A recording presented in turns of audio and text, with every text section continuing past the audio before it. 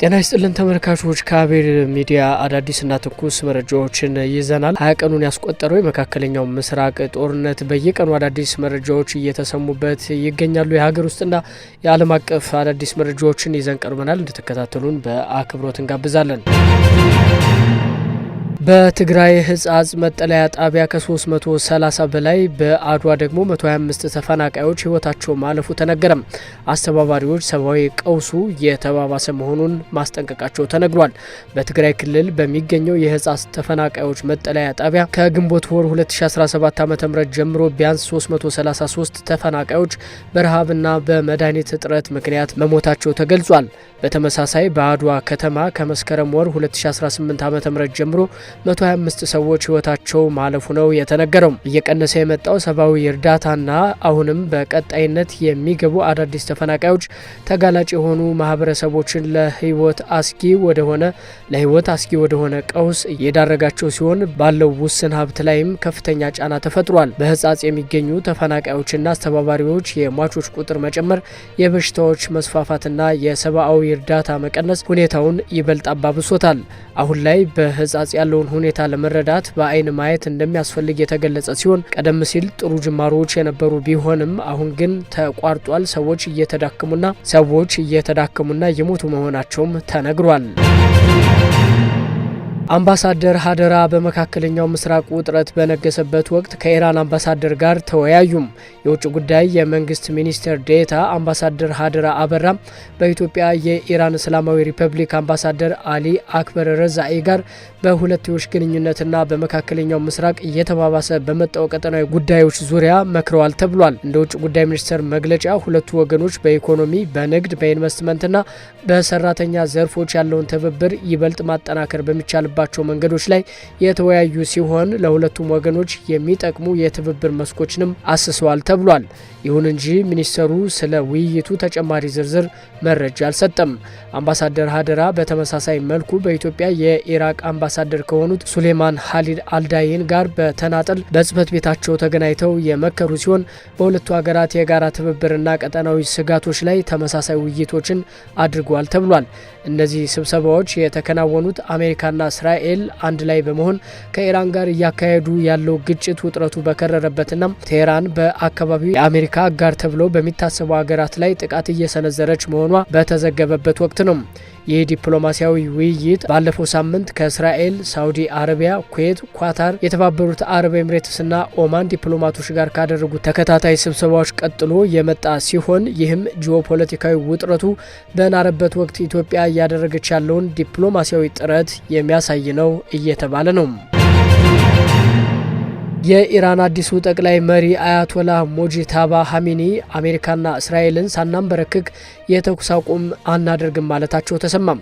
ሞጂታባ ሀሚኒ ምንም አይነት የተኩስ አቁም አናደርግም ያሉት የመጀመሪያቸው በሆነ ፖሊሲ ነክ ምክክር በመከሩበት አጋጣሚ እንደሆነ በስም ያልተጠቀሱ የኢራን ሹም መናገራቸውን ሮይተርስ ጽፏል።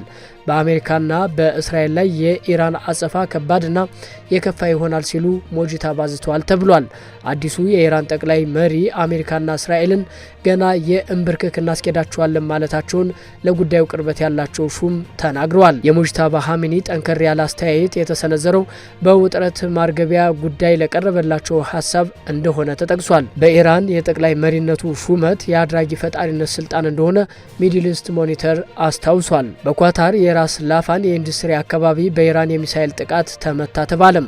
በራስ ላፋን እጅግ ከባድ ጉዳት ደርሷል መባሉ ነው የተዘገበው። ኢራን የደቡብ ፓርስ የጋዝ አውታሯ ከተመታ በኋላም በአጸፋ ኢላማነት ከመረጠቻቸው መካከል አንዱ የኳታሩ ራስ ላፋን አንዱ ነው ተብሏል። ራስ ላፋን የነዳጅ ማጣሪያዎች የሚገኙበት እንደሆነ ተጠቅሷል። ኳታር በራስ ላፋን የኢንዱስትሪ አካባቢ ከባድ ጉዳት ያስከተለ ጥቃት ከደረሰባት በኋላም ቀይ መስመራችንን ያለፈ ነው በሚል ቁጣዋን አሰምታለች። በኳታር የራስ ላፋን የኢንዱስትሪ አካባቢ በኢራን ሚሳኤል ጥቃት ተፈጽሞበታል ስለመባሉ ከቴሄራን በኩል በይፋ የተሰጠ አስተያየት የለም። የአሜሪካው ፕሬዝዳንት ዶናልድ ትራምፕ ኢራን ዳግም በኳታር ላይ መሰል ጥቃት ከፈጸመች የጋዝ መገኛዎቿን በሙሉ አናስተርፍላቸውም ሲሉ መዛታቸው ተሰምቷል። ከኳታር በተጨማሪ በተባበሩት አረብ ኤምሬትስ፣ በኩዌት፣ በኢራቅ፣ በባህሬንና በሳውዲ አረቢያ ከባባድ ፍንዳታዎች መሰማታቸውን መረጃው አስታውሷል። የሱዳኑ የአርኤስኤፍ ፈጥኖ ደራሽ ኃይል በቻድ ድንበር አቅራቢያ የምትገኝን ከተማ በእጁ ማስገባቱ ተነገረም።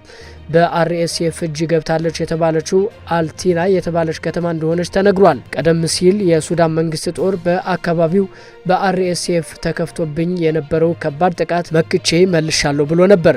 አልቲና ወታደራዊ ፋይዳዋ የጎላ መሆኑም እየተነገረላት ነው። ከተማዋ በአርኤስኤፍ እጅ ገብታለች ስለመባሉ ከሱዳን መንግስት ጦር በኩል የተሰማ ነገር የለም። የሱዳኑ ጦርነት ያለ ሁነኛ መፍትሄ ወደ 3ኛ ዓመቱ እየተቃረበ መሆኑ ተጠቁሟል። ኳታር የኢራን ወታደራዊ አታሺዎችና የደህንነት ሰራተኞች በ24 ሰዓት ውስጥ ሀገሪቱን ለቀው እንዲወጡ አዘዘች። ኳታር በዱሃ የሚገኘው የኢራን ኤምባሲ ወታደራዊና የደህንነት አታሺዎች እንዲሁም የሁለቱ ቢሮዎች ሰራተኞች በ24 ሰዓት ውስጥ ሀገሪቱን ለቀው እንዲወጡ በይፋ አዛለች። ይህ ወሳኝ እርምጃ የተወሰደው ኢራን በተደጋጋሚ በኳታር ላይ የምታደርገው ጥቃትና ትንኮሳ የሀገሪቱን ሉዓላዊነትና ዓለም አቀፍ ሕግን የጣሰ መሆኑ ነው ተብሏል። ውሳኔው በዱሃ ለሚገኘው የኢራን ኤምባሲ በይፋዊ የዲፕሎማሲ ማስታወሻ የተላለፈ ሲሆን የኳታር የውጭ ጉዳይ ሚኒስቴር የፕሮቶኮል ዳይሬክተርና የኢራን አምባሳደር በተገኙበት ከፍተኛ ስብሰባ ላይ መገለጹ ታውቋል። የኳታር ባለስልጣናት የኢራን የጠብ አጫሪነት ድርጊት የሚቀጥል ከሆነ ተጨማሪ ጠንካራ እርምጃዎችን እንደሚወስዱ አስጠንቅቀዋል።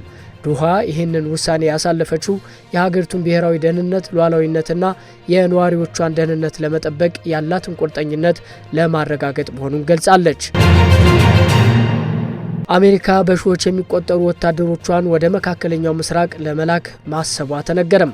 የትራምፕ አስተዳደር በኢራን ላይ የከፈተውን ጦርነት ተከትሎ በመካከለኛው ምስራቅ ያለውን ዘመቻ ለማጠናከር በሺዎች የሚቆጠሩ ወታደሮችን ለማሰማራት እያሰበ መሆኑን ሮይተርስ አንድ የአሜሪካ ባለስልጣንና ጉዳዩን የሚያውቁ 3 ሰዎችን ጠቅሶ ዘግቧል። ጦርነቱ ወደ 3ኛ ሳምንት መግባቱን ሮይተርስ በማስታወስ በተመሳሳይ ጊዜ ዩናይትድ ስቴትስን የበለጠ ወደ ዓለም አቀፍ ጦርነት ውስጥ እንድትገባ እያደረጋት መሆኑን ዘገባው አክሏል። ዓለም አቀፍ ጦርነቱ ውስጥ እንደማይገቡ በተደጋጋሚ ቃል የገቡት ትራምፕ የአሜሪካን የጦር ዘመቻ ለማስፋት እየሰራ ይገኛል። እየታሰበበት ያለው የዩናይትድ ስቴትስ የጦር ዘመቻ የነዳጅ ታንከሮች በሆርሙዝ ሰርጥ በኩል ደህንነቱ በተጠበቀ መንገድ እንዲተላለፉ ያደርጋል። ይህም ተልዕኮ በዋነኛነት በአየርና በባህር ኃይሎች አማካይነት ይከናወናል ሲሉ ምንጮች ተደምጠዋል። በሌላ መረጃ የዩናይትድ ስቴትስ የመከላከያ ሚኒስቴር ለኢራን ጦርነት ከ200 ቢሊዮን ዶላር በላይ ለአሜሪካ ኮንግረስ የቀረበለትን ጥያቄ እንዲያጸድቅለት ዋይት ሀውስ ጠይቋል መባሉ ነው የተሰማው።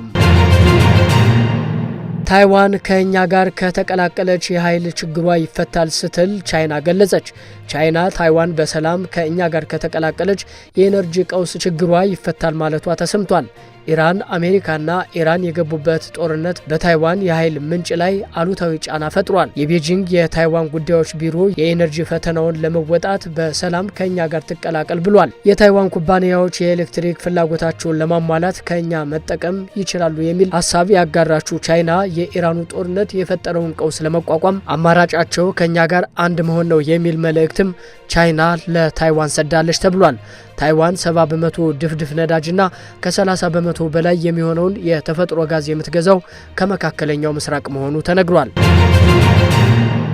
ተመልካቾች የዛሬው የአቤል ሚዲያ መረጃዎች እነዚህን ይመስሉ ነበረ። በሌሎች መረጃዎች ተመልሰን እስክንመጣ በያለንበት ቸርን ሰንብት። ሰላም።